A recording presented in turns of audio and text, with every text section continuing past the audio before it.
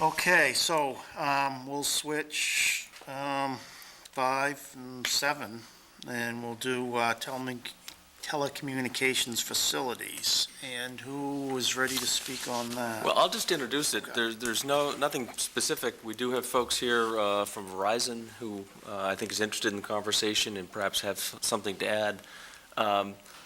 This really is part of a conversation that the chairman and myself have had over the last couple of months.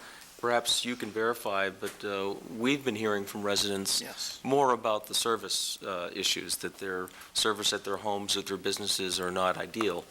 And it comes as no surprise. I mean, these cell phones are almost ubiquitous in our society. I can't think of too many households, if any, that don't have one or multiple in their house. That wasn't the case 5 years ago, for sure. So I think attitudes have changed and are driven by just the fact that almost everyone has these and are looking for some sort of, for good connection.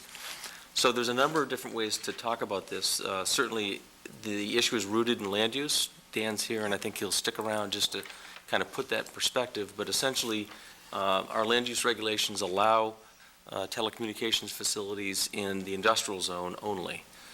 Now, you've recently expanded that to another region or an area of town up off Holmes Road in the vicinity of Beach Ridge. That may afford some opportunity. A lot of this has to do with what's the ideal location for a tower. Just because we've zoned it so doesn't mean it's the best place to put a tower, for sure.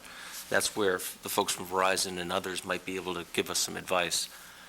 So we could certainly start talking about the land use piece, but if the town's really serious, we could get heavily involved and talk about building our own tower and leasing space off it, or enabling private parties to do the same on town property. There's a number of different ways this could go. So this is really the start of the conversation.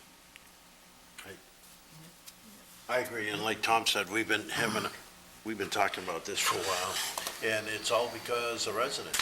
10 years ago, we didn't hear from them. 5 years ago, a little grumbling. Now, everybody has a computer in their hand, and they want to be able to use it, so there's a number of things we can do, and we've asked input from a number of parties and what we should do. The question is, do we own the towers like Tom says, or, there's another way we can take a survey of the whole town and pay for that ourselves. And I know there's a cost associated with that, but that would accurately tell us where cell towers should be and need to be. And we could look at that also. So our discussion is, like Tom says, we're just getting into it, and I welcome this discussion. I think it's long overdue.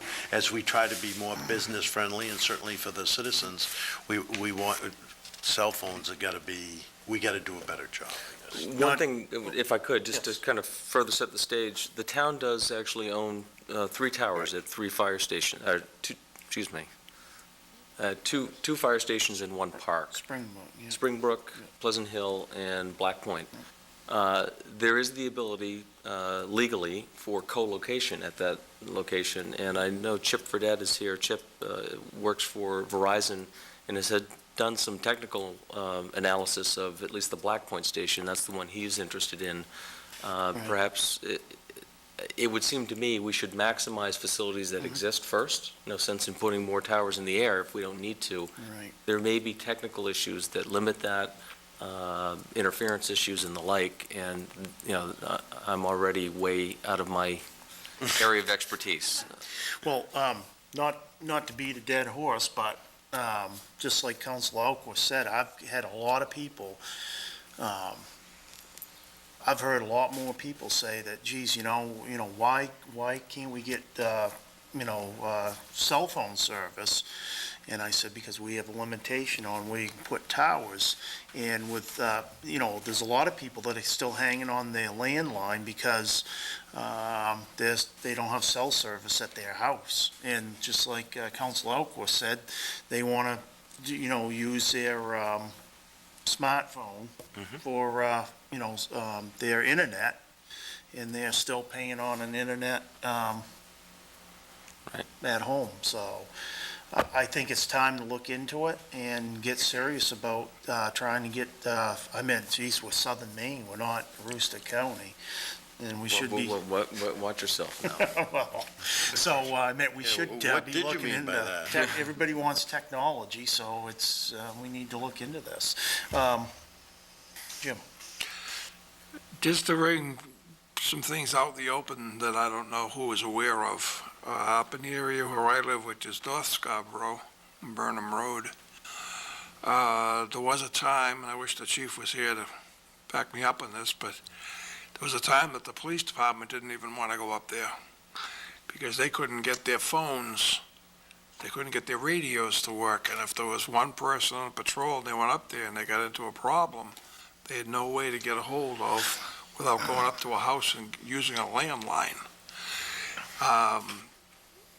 That's how horrible it is up there. I've had 6 different companies, and even now, I could get a cell phone in 2 rooms out of my house. That's it. And that's a reason I'm hanging on to a landline. Not for another bill, but it's the only way it's going to work. But the problem that I foresee, because I know it's not Scarborough, but it's Gorham, but it's still a short distance, is the property that Kings owns has a cell tower that was put in new maybe 3 years ago, and we all hoped, oh, Happy New Year, we're going to have something that works. Didn't do a darn thing for anybody that I know. So that to me falls into, as you said, technology as well as placement. But I don't live that far from the park off Broad Turn Road. That one doesn't do me any good either. And I've had Verizon, couldn't get anything, AT&T, nothing. When I moved up here, I had been satisfied for 10 years with Nextel. And the owner of Nextel was brought up at Old Orchard Beach, so I figured, oh, this is going to be great. Not even close. Nothing. And at the time, they were one of the biggest in that particular industry. Now, things have changed, but I'm still sitting in the house with 2 rooms for my cell phone. Or my wife's, or my daughter's, or my other daughter, or her husband, or her daughter playing on them little things. I'd like to hear what you have to say about Me too. it. And don't fill the hot seat. I'm just looking for knowledge. Please. Again, my name is Chip Fredette. I'm here on behalf of Verizon Wireless. With me as well as Kelly Bowden. She is one of our zoning attorneys out of Verrill Dana, right down the street here in downtown Portland. I got to tell you, we're not used to these warm welcomes. Usually we come into town, we get our approval, and we leave with our hats and our sunglasses on. We never return. Yeah, I get it. I understand. You know, we're sitting here. Kelly and I first pulled in the room, and I said, we're in the minority. Everyone has iPads. We don't have an iPad. It's not just cell phones, it's iPads, it's tablets, other tablets, it's the air cards, it's data. And I understand it sounds like voice coverage as well. The demand now is so much greater than it was 10 years ago. Who could have predicted? You know, when we met with Dan, he said we drafted this in '99 and the ordinance, and it was great. Technology advanced so quickly that the ordinance that Scarborough has is now considered archaic. How can that be? Well, you said it. Everyone now has a use or has a smartphone at their hip or whatever, or a tablet or air card in their laptop. Verizon Wireless is in the process of rolling out a plan for the greater Portland area, including Scarborough, to meet this demand. Not just secure the dropped calls for voice, but more importantly for the data. Not just for the police officer who is nervous about going out into an area town with this bad coverage for voice, but again, for data from their own laptops. I know the communication with police enforcement isn't just limited to voice. They do, some of them are on air cards with our system, and it doesn't work. So we're here to try and present to Scarborough a solution to that. dovetailing well off Dan's presentation earlier about aesthetics, I think everyone's primary concern is what are they going to look like?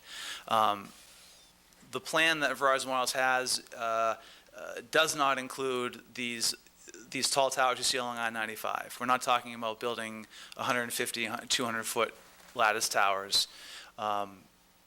Those sites were designed to serve large areas, 3-mile radius, large masses, because the less sites we built, the better deal was for everybody. Now, because there are so many users, to build a site to cover a 3-mile radius, it doesn't work. There's too many people. There's too much demand on that one site for it to work. So what Verizon Wireless has done is they have, without getting too technical, because I'm not a technical person, but what the engineers have explained to me is that we've got 4 licenses that we can operate on in York County, in Cumberland County, throughout Maine. We have 1 license that's largely unused, and it's the AWS license, whatever, right? That's at the 2200 megahertz range. It's the highest of all the licenses we have. It's the highest frequency band, and from high school physics, we know the higher the bands, the shorter the waves, the less resilient they are. So that, coupled by the fact that we've got this weak signal, that coupled by the fact that we've got a lot of users demanding coverage, constitutes more sites. More sites, but shorter sites, okay? We're trying to cover neighborhoods. Consider it glorified Wi-Fi, if you will. So the idea for Scarborough is that we're probably looking at 4 or 5 sites to get people coverage, LTE 4G coverage in their homes. That includes the site that I've been talking to the water treatment plant about down on Black Point Road. Well, 4 or 5 sites, geez, that sounds like a lot. Well, we're looking at co-location opportunities. We always do. Regardless of what the regulations require, it's always a better option for us because it's less expensive to deploy and it's more friendly to the town. So if I can find a church steeple, we're going to contact the pastor and see if they're willing to entertain a lease. If we can find an existing tower like Black Point Road Fire Station, I'm going to contact the owner and find out, hey, is that available for co-location? I don't want to come build a new tower if I don't have to, okay? So using that one as an example, we looked at the flagpole at the Black Point Road Fire Station and determined that it was built to suit what you have on it today. Essentially, USL came to the town, built it, gave the tower to the town. The town has a whip antenna inside the very top, and then behind the shrouds, just below the town's antenna, are 3 USL panel-style antennas that you can't see, stealth installation. The foundation, the pole, the height, everything was designed around those 4 antennas, along with the wind loading of the flag itself. That's it. Short of tearing it down and building a new one there's no co-location opportunity there. And that's a technical standpoint that Town Manager Hall is talking about. So we were forced to build something new. Looking at tax maps, we decided to approach the water treatment facility. Why? Well, zoning doesn't allow me anywhere down there, so what's going to be the best of the worst problem here? What's the best case scenario here? Well, the water treatment facility is a large piece of property. I can bury the site in the back of it so it's not as visible as it were on the forefront of someone's property along that same roadway. Not to chop David at the knees, but it's a water treatment facility. This isn't a residential piece of property, okay? And it's it's a large parcel, commercial use, so to speak. So again, of all the options out there, it seemed like the best one to begin with. And that's the approach we're going to take with all of these. Try to find larger parcels of land. And then the question becomes, well, if zoning doesn't allow for them, how do we get to an approval? How do I get to a point where I can earn a building permit and get the site constructed to meet everybody's needs? So it's a win-win-win. Town, the folks, residents, and then us. I think Kelly might tell you that that the state model ordinance is a good place to start. But no matter what happens, it will be our burden to prove to you that this is the best case scenario for this particular neighborhood, for this particular area of Scarborough. Just a cautionary note, I would say. Chip has described what Verizon's plan for build-out is, these smaller towers, more glorified Wi-Fi. I don't know, and I'm not asking you to comment.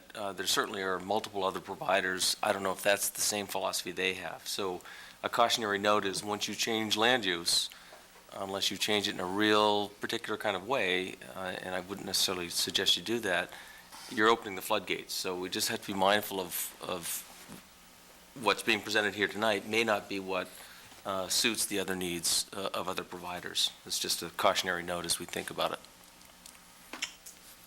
Yeah, thanks, Tom, for those comments. I think they're pretty valid, and I was thinking about that as you were talking. There's certainly other companies in the game, and I wonder where they're at, so we got to be very cautious, I think, how we proceed, so. But it's certainly a discussion we got to get into and we got to have at some point, so I guess back to Tom, what are the first steps that you suggest that we take as a community? Yeah, for me, there's three goals that I'd like to accomplish. First is provide coverage to our residents. I mean, it's really, I think, consumer-driven. Selfishly, as manager, I'd like to produce lease revenue for the town. So I'd like to find a way to not cash in, but serve the public need, if you will, but also have the town benefit in some way. And ideally, I'd love to continue to explore the co-location. And I appreciate you've done some research on that location. It may not be, but it seems to me you're thinking about incurring expense to put up new facilities. I think from the town's perspective, we'd be foolish not to fully explore and maximize the opportunity of using those sites. You referred and kind of dismissed it, well, it's just the treatment plant property. Well, that's within a stone's throw of the highest valued real estate in the state. So let's not make any mistake. Though everyone wants this coverage, where we site these towers will be very, very, folks will be interested. And for that reason, if we can do it where we're already doing it, I'd love to explore that to its logical extent.